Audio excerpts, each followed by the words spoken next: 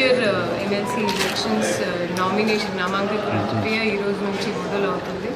Morning 11 నుంచి మధ్యాహ్నం 3 వరకు, ఈ రోజు నుంచి 11th వరకు 10th వరకు. 8th and 9th మనకి పబ్లిక్ హాలిడేస్ ఉన్నాయి. సో ఆ 2 రోజు తప్ప మిగతా అన్ని రోజు మేము మార్నింగ్ 3 నుంచి మార్నింగ్ 11 నుంచి మధ్యాహ్నం 3 గంటల వరకు మేము నామాంకన్ యాక్సెప్ట్ చేస్తున్నాము.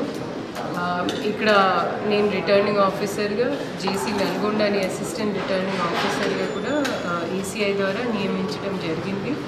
మేము వచ్చిన అభ్యర్థికి ఏదైనా ఇబ్బంది కలగకుండా ఒక హెల్ప్ డెస్క్ కూడా ఏర్పాటు చేశాము. ఏదైనా క్లారిటీ కావాలన్నా, ఏదైనా సందేహాలు ఉన్నా దానికి సమాధానం ఇవ్వడానికి నిబంధనల చట్టం లోపాలు ఏమేమి చేయాలో సుదీర్ఘ అక్కడ అన్ని కాగితాలు కూడా ఏర్పాటు చేయడం జరిగింది.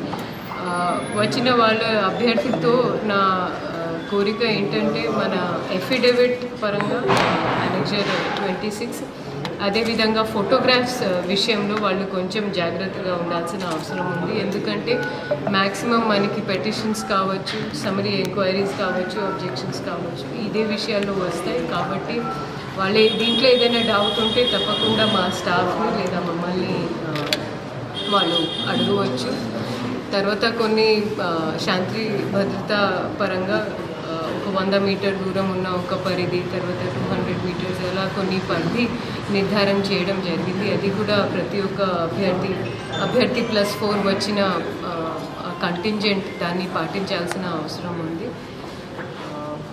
ఇంకా మనకి లాస్ట్ డే ఆఫ్ మన స్క్రూటినీ 11, తర్వాత last day of withdrawal 13th అని ఉంది.